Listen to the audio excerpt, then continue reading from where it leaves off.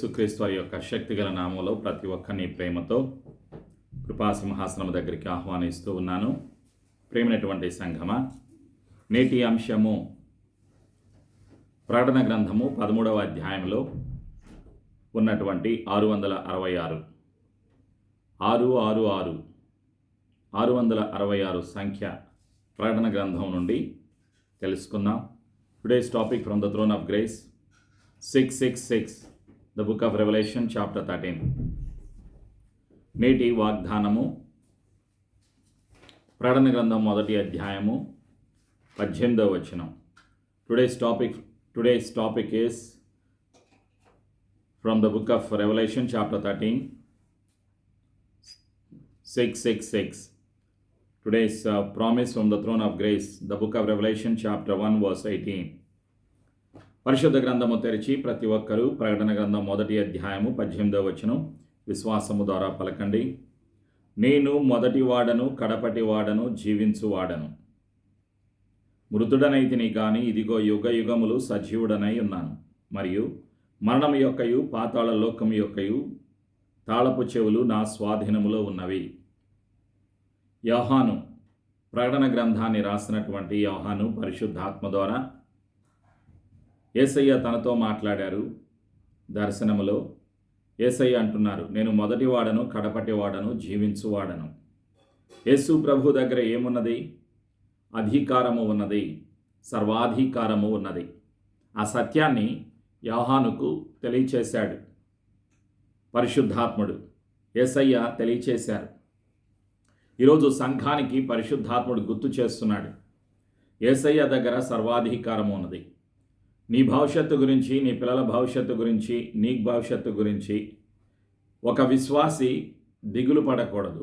దిగులు పడటమే పాపం, అనుమానించటమే పాపం, అధైర్యపడటమే పాపం. విశ్వసిస్తే సంతోషం కలుగుతుంది. విశ్వాసము నుండి విశ్వాసములోకి పరిశుద్ధాత్ముడు నడిపిస్తాడు. యేసయ్య దగ్గర తాళపు చెవి అంటే అధికారము ఉన్నది. యేసు సజీవుడు, యేసు సర్వశక్తిమంతుడు, యేసు సర్వాధికారి. సమస్యల పైన అధికారము కలిగిన, పాపము పైన, మరణము పైన, జీవము పైన, సర్వము పైన, సర్వసృష్టి పైన, పరలోకములో భూలోకములో సర్వాధికారము కలిగిన సర్వశక్తిమంతుడు యేసు ప్రభు. యేసు ప్రభు రెండవసారి రాబోయే ముందుగా సంఘము తెలుసుకోవలసినటువంటి సత్యాలను ప్రకటన గ్రంథములో పరిశుద్ధాత్ముడు యోహానుకు బయలుపరిచాడు. ఇక్కడ ఈరోజు మనం ప్రకటన గ్రంథంలో 13వ అధ్యాయంలో 15వ వచనం నుండి 18వ వచనం వరకు మనం ధ్యానం చేయబోతున్నాం. We are meditating upon the passage which is found in the book of Revelation chapter 13 verses 15 to 18. 15వ వచనం నుండి 18వ వచనం వరకు మనం ధ్యానం చేయబోతున్నాం.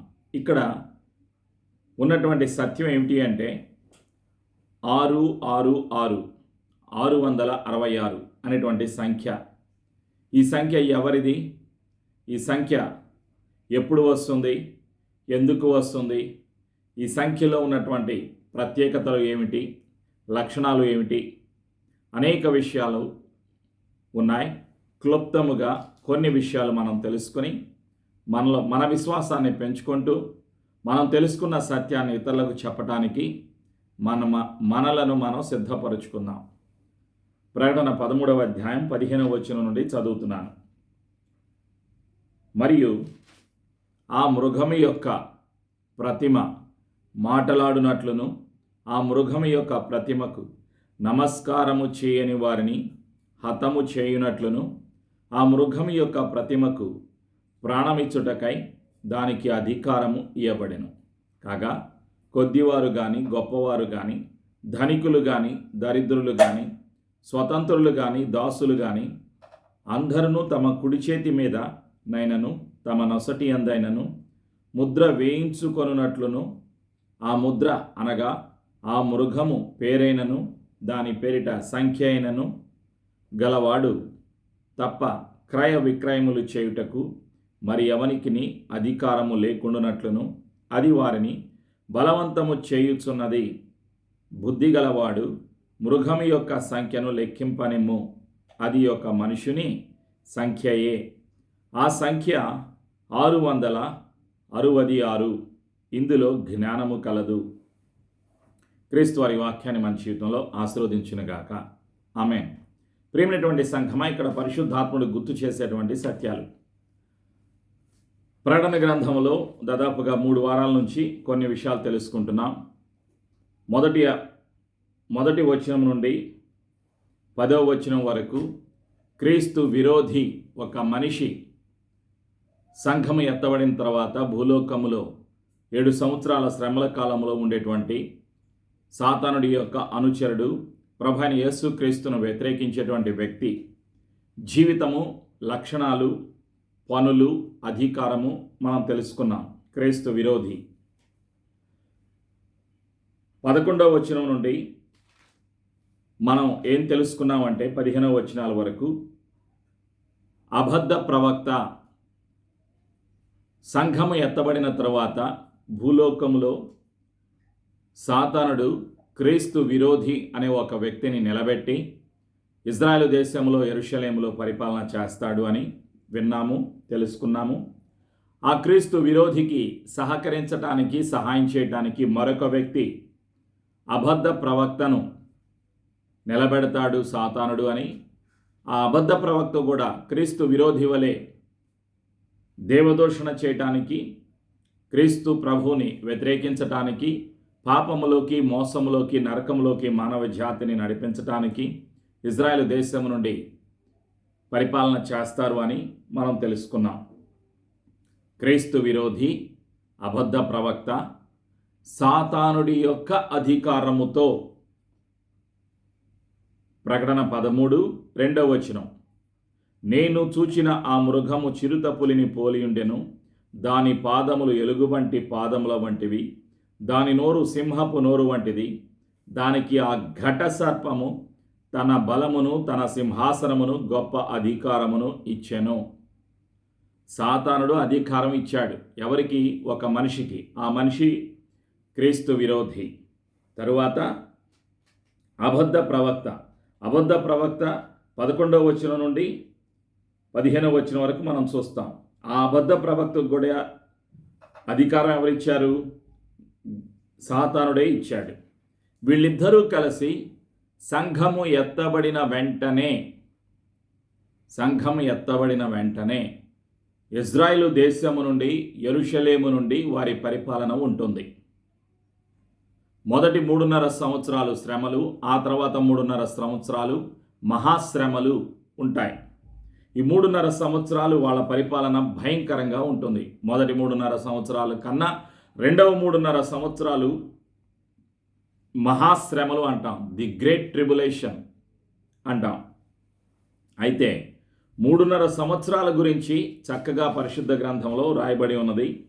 ప్రకటన 13వ అధ్యాయంలో 5వ వచనంలో, డంబపు మాటలను, దేవదూషణలను పలుకు ఒక నోరు దానికి ఇయ్యబడెను, మరియు 42 నెలలు తన కార్యము జరుపని అధికారము దానికి ఏర్పాటాయెను. ప్రకటన 11:2వ వచనంలో కూడా 42 నెలలు అని వ్రాయబడి ఉంటుంది. ప్రకటన 12వ అధ్యాయం 6వ వచనం 1260 దినములు అని వ్రాయబడి ఉంటుంది. అంటే ఇప్పుడు ఖచ్చితంగా 7 సంవత్సరాలు సంఘం ఎత్తబడిన తర్వాత భూలోకములో శ్రమలు ఉంటాయా, ఉండవా అన్నది ప్రశ్న కాదు. అసలు ఆ 7 సంవత్సరాల శ్రమల కాలంలో ఒక విశ్వాసిగా నీవు నేను ఉండకూడదు. ఇది మన విశ్వాసం. మన విశ్వాసం ఎలా ఉండాలి అంటే, సాతానుడు పరిపాలన చేస్తాడా లేదా, నరకం ఉన్నదా లేదా, ఇవన్నీ జరుగుతాయా లేదా, అది వాటి మీద కాదు మన విశ్వాసం. విశ్వాసి యొక్క విశ్వాసం, నేను పరలోకము వెళ్ళాలి, యేసు సజీవుడు, యేసు నా కొరకు సిలువలో మరణించి తిరిగి లేచిన సజీవుడు, రహస్య రాకడలో ఎత్తబడే గుంపులో నేను యేసయ్యను మధ్యాకాశంలో కలుసుకోవాలి. ఇది ఒక విశ్వాసికి ఉండవలసినటువంటి విశ్వాసము, నిరీక్షణ. ఖచ్చితంగా ఎవరు క్రీస్తు విరోధి, ఒక యూదుడా, అబద్ధ ప్రవక్త ఒక యూదుడా, ఈ విషయాల మీద చాలామంది తర్జన భర్జన సిద్ధాంతాలు, నమ్మకాలు అనేక రకాలైనటువంటి ఉన్నాయి. పెంతెకోస్తు సిద్ధాంతము, ప్రపంచమంతా పెంతెకోస్తు సిద్ధాంతం ఏమిటి అంటే, మొదటిగా రహస్య రాకడ ఉంటుంది. రహస్య రాకడ అయిపోయిన తర్వాత 7 సంవత్సరాలు శ్రమల కాలం ఉంటాయి. 7 సంవత్సరాల శ్రమల కాలం అయిపోయిన తర్వాత హర్మెగిద్దోన్ అనే యుద్ధం ఉంటుంది. హర్మెగిద్దోన్ అనేటువంటి యుద్ధము అయిపోయిన తర్వాత 1000 ఏళ్ల పరిపాలన భూలోకంలో ఉంటుంది. ఆ 1000 ఏళ్ల పరిపాలన అయిపోయిన తర్వాత ఆకాశము ఈ భూమి అగ్ని చేత కాల్చివేయబడతాయి. ఆ తర్వాత క్రొత్త ఆకాశము క్రొత్త భూమి నిరంతరము యేసయ్య పరిపాలనలో విశ్వాసులు ఉంటారు. ఇవి పెంతెకోస్తు సిద్ధాంతము నీవు నేను విశ్వసించవలసినటువంటి సత్యాలు. ఆ పదం ఉన్నదా, ఈ పదం ఉన్నదా, ఇంకా మిగతా నమ్మటానికి వీలు లేదు. పెంతెకోస్తు సిద్ధాంతం. ప్రకటన గ్రంథం 13వ అధ్యాయంలో 15వ వచనంలో ఏమని రాయబడి ఉంది? 15వ వచనంలో అధికారము ఇవ్వబడింది. ఎవరికి? క్రీస్తు విరోధి అబద్ధ ప్రవక్త ఇద్దరు కలిపి ఒక బొమ్మను, ప్రతిమ, మృగము యొక్క ప్రతిమ, మృగం, మొదటి మృగము అంటే క్రీస్తు విరోధి, రెండవ మృగము అంటే అబద్ధ ప్రవక్త. మృగాల గురించి నేను చెప్పాను గతంలో. మృగము అంటే ది బీస్ట్. ఆ మృగము ఎవరు? ఒక మనిషి. మృగము అంటే జంతువు తెలుగు భాషలో. కానీ ఆ జంతువు స్వభావం కలిగినటువంటి వ్యక్తి పరిపాలన ఉంటుంది. సంఘము ఎత్తబడిన తర్వాత ఒక ప్రతిమ, ఒక బొమ్మను పెడతాడు. ఎవరు? క్రీస్తు విరోధి. సంఘం ఎత్తబడిన తర్వాత ఇజ్రాయేలు దేశంలో యెరూషలేములో ఒక బొమ్మను యెరూషలేము దేవాలయంలో పెడతాడు. ఆ బొమ్మ మాట్లాడుతుంది. ఆ బొమ్మకు అధికారం ఉంటుంది. ఎవరిస్తారు? సాతానుడు క్రీస్తు విరోధికి అబద్ధ ప్రవక్తకు ఇవ్వటం ద్వారా ఈ క్రియలన్నీ కూడా జరుగుతాయి. ఆ బొమ్మకు నమస్కారము చేయని వారిని చంపటానికి అధికారము క్రీస్తు విరోధికి అబద్ధ ప్రవక్తకు సాతానుడు ఇచ్చాడు. సంఘం ఎత్తబడిన తరువాత భూలోకములో ఇజ్రాయేలు దేశములో మిగిలిన 10 దేశాలలో ఉన్నటువంటి వీళ్ళ అధికారాన్ని వాళ్ళు వినియోగిస్తూ ఉంటారు.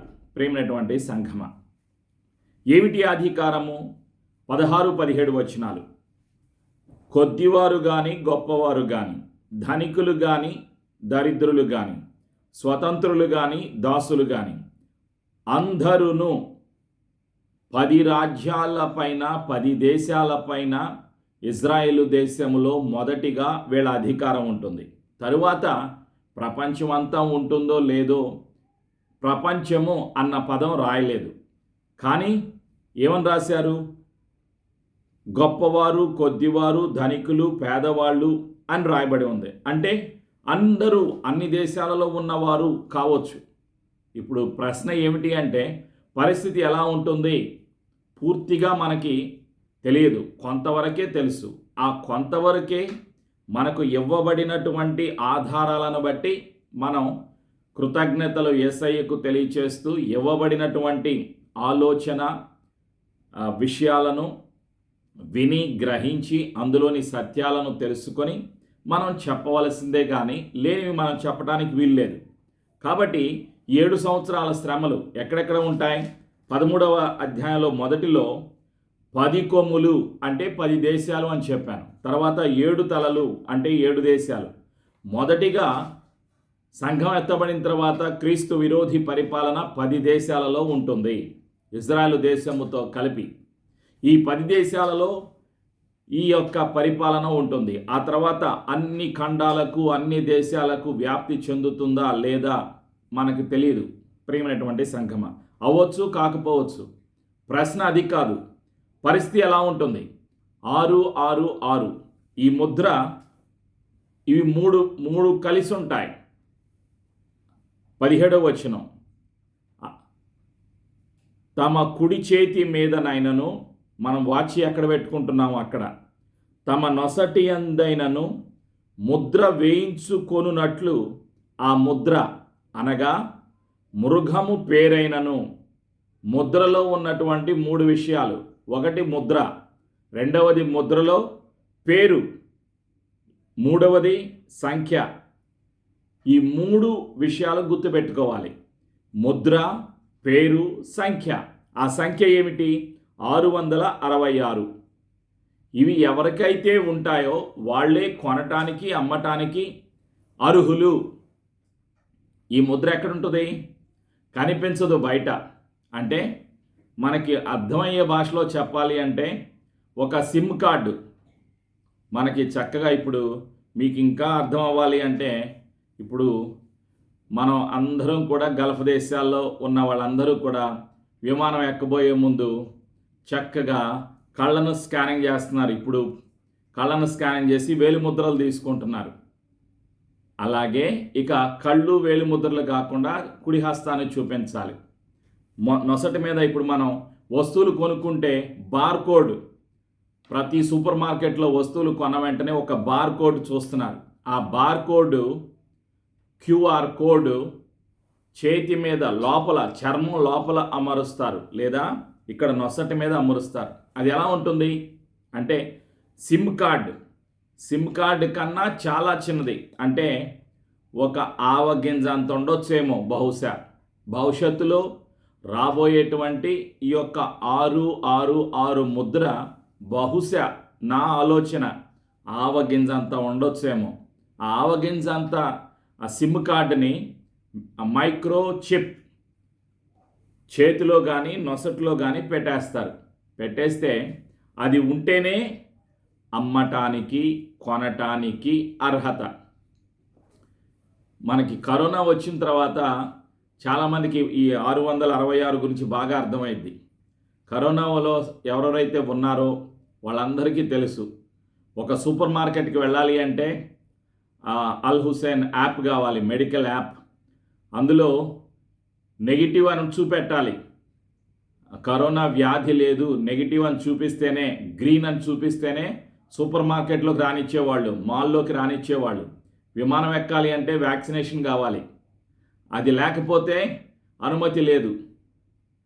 అందువల్ల 2 సంవత్సరాలు ఎక్కడికి వెళ్ళలేనటువంటి స్థితి, విమానం ఎక్కలేనటువంటి స్థితి, వ్యాక్సిన్ లేకపోతే, గ్రీన్ లేకపోతే. కాబట్టి ఇప్పుడు 666 అలాంటిదే వస్తుంది. అది ముద్ర వేయించుకోకపోతే ఏ వస్తువులు కొనటానికి లేదు, సూపర్ మార్కెట్లో అమ్మటానికి లేదు, ప్రయాణం చేయటానికి లేదు. ఇప్పుడు చూడండి, ఉదాహరణకి మీ టెలిఫోన్ నెంబర్కే మీ బ్యాంక్ అకౌంటు, మీ వీసా, మీ ఎమిరేట్స్ ఐడి, మీ ఉంటున్న ఇల్లు, మీరు అసలు ఒక వ్యక్తి, గల్ఫ్ దేశాలలో ఉన్న వ్యక్తి చరిత్ర, గతము, ప్రస్తుతము, గతం ఎక్కడ, ప్రస్తుతం ఎక్కడ, అన్ని విషయాలు తెలుసుకోవాలి అంటే మీ టెలిఫోన్ నెంబరు గవర్నమెంట్ వాళ్ళకి ఇస్తే చాలు, మీ చరిత్ర అంతా వచ్చేస్తుంది. మీ బ్యాంక్ అకౌంట్ వస్తుంది, మీ వీసా కార్డు, మీ ఎమిరేట్స్ ఐడి, భార్య, పిల్లలు, ఉద్యోగము, జీతము, మొత్తం డీటెయిల్స్ అన్నీ ఆ ఒక్క టెలిఫోన్ నెంబర్లోనే ఉన్నాయి. భారతదేశంలో Aadhaar card, bank card, pan card, ఇల్లు, పొలాలు, మొత్తం అన్నీ కూడా టెలిఫోన్ నెంబర్కి లింక్ అయిపోయినాయి. ఇక భవిష్యత్తులో అంతా డిజిటల్ అయిపోతుంది. ప్రస్తుతం పాస్పోర్ట్లో వీసా స్టాంపింగ్ లేదు, పాస్పోర్ట్ ముద్ర వేయటం లేదు, అంతా డిజిటల్ అయిపోయింది.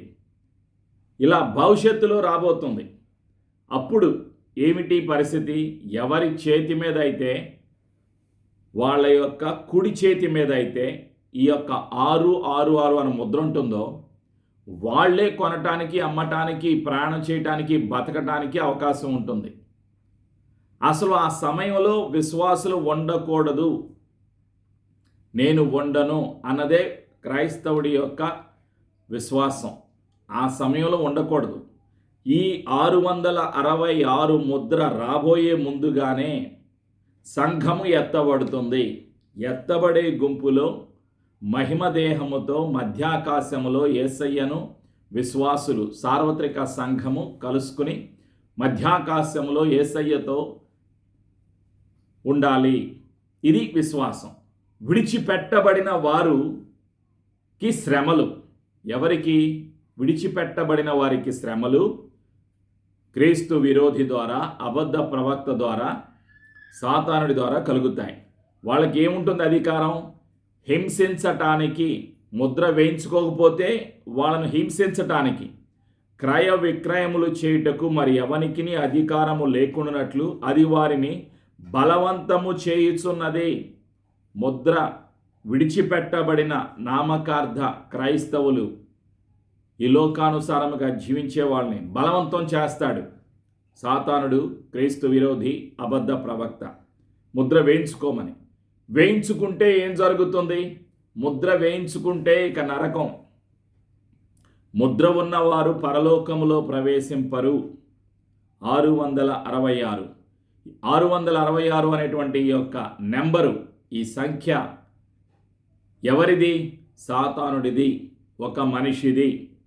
ఒక మనిషి ఈ భూలోకములో రాజకీయ అధికారముతో, ధనాధికారముతో, జ్ఞానముతో, అధికారముతో, సాతాను అధికారముతో, పరిపాలనను ప్రారంభించేటువంటి అధికారముతో వినియోగించేటువంటి సంఖ్య, ముద్ర, పేరు, సంఖ్య, ఇవన్నీ ఒక మనిషినివి. 18వ వచనం, బుద్ధి గలవాడు మృగము యొక్క సంఖ్యను. మృగము అంటే క్రీస్తు విరోధి, మృగము అంటే అబద్ధ ప్రవక్త. మృగం యొక్క సంఖ్యను లెక్కింపనిమ్ము. ఇది ఒక మనుషుని సంఖ్య. మనుషుని ద్వారా సాతానుడు ఈ లోకములోకి తీసుకొని వచ్చేటువంటి సంఖ్య. ఆ సంఖ్య 666. ఇందులో జ్ఞానము కలదు. ఇది ఈ సంఖ్య వేయించుకుంటే పరలోకము లేదు. ఈ సంఖ్య ఉన్నవారు నరకానికి వెళతారు. ఈ సంఖ్య, ఈ సమయం రాకమునుపే ఎత్తబడేటువంటి గుంపులో విశ్వాసులు ఉండాలి. ఇది దేవుని యొక్క చిత్తం. మరి నీవు నేను ఎందుకు తెలుసుకోవాలి? క్రీస్తు విరోధి గురించి, అబద్ధ ప్రవక్త గురించి, 666 గురించి, పరిశుద్ధాత్ముడు యోహానుకి బయలుపరిచిన విషయాలను, దైవిక జ్ఞానము నేను కలిగి సాతాను యొక్క మోసాలను తెలుసుకోవటానికి, విశ్వాసులను బలవంతులుగా చేయటానికి, విశ్వాసం నుండి విశ్వాసంలోకి వెళ్ళటానికి, శ్రమల కాలములో ఉండకుండా ఉండటానికి, రహస్య రాకడలో ఎత్తబడటానికి, ఆత్మీయంగా మనల్ని మనం బలపరుచుకోవటానికి, సిద్ధపడటానికి, దైవిక జ్ఞానము కలిగి జీవించటానికి, రాకడ కొరకు జీవించటానికి పరిశుద్ధాత్ముడు యోహాను ద్వారా ఈ విషయాలు బయలుపరిచాడు. కాబట్టి బైబిల్లో రాయబడినటువంటి సత్యాలను మనం వినాలి, తెలుసుకోవాలి. అందుకే ఏమంటున్నాడు పరిశుద్ధాత్ముడు అంటే, సంఘములతో ఆత్మ చెప్పుచున్న మాట చెవిగలవాడు వినుగాక.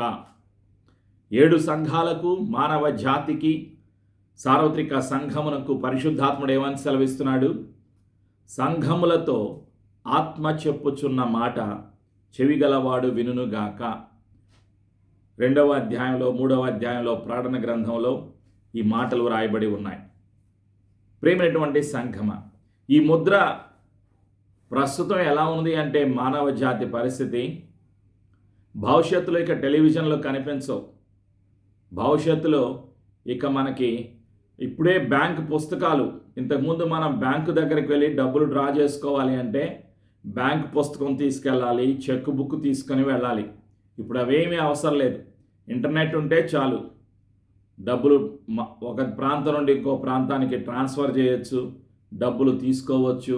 అంతా ఇంటర్నెట్ ద్వారా, అకౌంట్ ద్వారా, నెంబర్ల ద్వారా జరుగుతుంది. ప్రతిదీ నెంబర్కి లింక్ అయిపోయింది. ప్రియమైనటువంటి సంఘమ, భవిష్యత్తులో పరిస్థితి ఎలా ఉంటుంది అంటే, రాబోయేటువంటి దినాల్లో ఇప్పుడు వాడుతున్నటువంటి కార్డులు ఇక పనిచేయవు. మనిషి యొక్క శరీరంలోనే పాస్పోర్ట్ కూడా లేకుండా ప్రయాణం చేయడానికి ఇప్పుడు వాళ్ళు ప్రయత్నాలు చేస్తున్నారు. అంటే కళ్ళు స్కానింగ్ చేస్తున్నారు, వేలుముద్ర స్కానింగ్ చేస్తున్నారు ఇప్పుడు ఎయిర్పోర్ట్లో. భవిష్యత్తులో ఇక పాస్పోర్ట్ కూడా అవసరం లేదు. మన యొక్క కళ్ళని, మన వేలు ప్రింట్ని పాటు మన చేతిని చూపిస్తే ఆ స్కానర్, ఇంటర్నెట్ స్కానర్ మన పరిస్థితి అంతా చెప్పేస్తుంది. ఆర్టిఫిషియల్ ఇంటెలిజెన్స్ మనిషి లాంటి మనుషులను, రోబోలను తయారు చేస్తున్నారు. మనుషుల అవసరం లేకుండా, సహాయం లేకుండా అన్నీ కంప్యూటర్ ద్వారా, టెక్నాలజీ ద్వారా వస్తువులను, మనుషులు లాంటి బొమ్మలను, రోబోలను తయారు చేసి మనుషులు చేసే పనులను వాటి ద్వారా చేయిస్తూ ఉన్నారు. ఈ యొక్క ఆలోచన, ఈ యొక్క జ్ఞానం అన్నీ కూడా దేనికి దారితీస్తున్నాయి? వినాశనానికి, నాశనానికి, మానవ జాతిని పాపములోకి, నాశనములోకి, నరకములోకి నడిపించటానికి సాతానుడు ఈ జ్ఞానాన్ని, పరిజ్ఞానాన్ని వాడుతూ ఉన్నాడు, టెక్నాలజీని. కాబట్టి రాబోయేటువంటి మోసాలను తెలుసుకోవటానికి, ఇంటర్నెట్ మోసాలు, అన్ని రకాలైన మోసాలు, మోసములో పడకుండా మోసగాడి యొక్క ఆలోచనలు తెలుసుకోవటానికి పరిశుద్ధాత్మతో సంబంధము కలిగి ఉండాలి, వాక్యముతో సంబంధము కలిగి ఉండాలి, పరిశుద్ధులతో సంబంధము కలిగి ఉండాలి. అందుకే యోహాను సువార్త 8వ అధ్యాయం 32వ వచనంలో, John chapter 8 verse 32, when you know the truth, truth shall set you free. సత్యము నీవు గ్రహించిన ఎడల సత్యము నిన్ను స్వతంత్రునిగా చేయును. సత్యాన్ని గ్రహించటానికి, సత్యాన్ని వినటానికి, సత్యాన్ని వెంబడించటానికి, సత్యమునకు సాక్షిగా జీవించటానికి, సత్యమును వెంబడించటానికి పరిశుద్ధాత్ముడు సహాయం చేస్తూ ఉంటాడు. కాబట్టి ఈ 666 అనేటువంటి యొక్క సంఖ్య ఒక మనుష్యుడు తీసుకొచ్చేది. మనుష్యుడి లోపల సాతానుడు ప్రవేశపెట్టేటువంటి అధికారము, జ్ఞానము. క్రీస్తు విరోధి, అబద్ధ ప్రవక్త, సాతానుడు, ఈ ముగ్గురు కలిసి సంఘం ఎత్తబడిన తర్వాత భూలోకములో విడిచిపెట్టబడిన మానవ జాతిని, యూదులను హింసిస్తూ, బలవంతం చేస్తూ, చంపుతూ, అవయవాలను నరికివేస్తూ, అనేక రకాలైనటువంటి హింసలు, బాధలు క్రీస్తు విరోధి, అబద్ధ ప్రవక్త సాతానుడు ప్రారంభిస్తాడు. శ్రమలు విడిచిపెట్టబడిన వారికి ఉంటాయి వీళ్ళ ద్వారా. అయితే ముద్ర వేయించుకుంటే వాళ్లకు శ్రమలు, ప్రకటన గ్రంథంలో ఉన్నటువంటి అనేక శ్రమలు, 7 బూరలు, 7 దేవదూతల ద్వారా దేవుడు పంపించేటువంటి ఆ శ్రమలు భూలోకములో 666 ముద్ర వేయించుకున్న వాళ్ళు అనుభవిస్తూ ఉంటారు. ఆ యొక్క శ్రమలు 11వ అధ్యాయం నుండి 14వ అధ్యాయం వరకు భూలోకములో రాబోయేటువంటి శ్రమలు, మహాశ్రమల గురించి చక్కగా వ్రాయబడి ఉన్నాయి.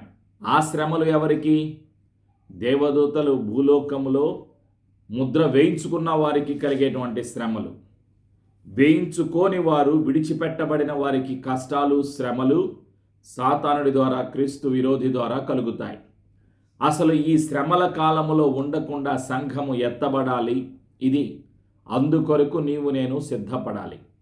సంఘము ఎత్తబడాలి అంటే సువార్త అందించబడాలి. సువార్త అందించబడాలి అంటే నీవు నేను కూడా పొందుకున్న రక్షణను కాపాడుకుంటూ, రక్షకుడైన యేసు సజీవుడు, యేసు మరణించి తిరిగి లేచిన సజీవుడు అని సర్వలోకమునకు వెళ్ళి సర్వసృష్టికి సువార్తను ప్రకటించాలి. మత్తయి సువార్త 24వ అధ్యాయంలో పరిశుద్ధాత్ముడు గుర్తు చేస్తున్నటువంటి సత్యాన్ని జ్ఞాపకం చేసుకుందాం. మత్తయి సువార్త 24:14, మరియు ఈ రాజ్య సువార్త సకల జనములకు సాక్ష్యార్థమై లోకమందంతటను ప్రకటింపబడును, అటు తరువాత అంతము వచ్చును. అంతానికి ముందే సంఘము ఎత్తబడుతుంది. ఎత్తబడేటువంటి పరిశుద్ధుల గుంపు, సార్వత్రిక సంఘము క్రీస్తు రక్తములో కడగబడింది. నీవు నేను మన విశ్వాసాన్ని కాపాడుకుందాం. అనుదినము పరిశుద్ధాత్మతో సంబంధాన్ని పెట్టుకుందాం. అనుదినము సువార్తను ప్రకటించుదాం. క్రీస్తుకు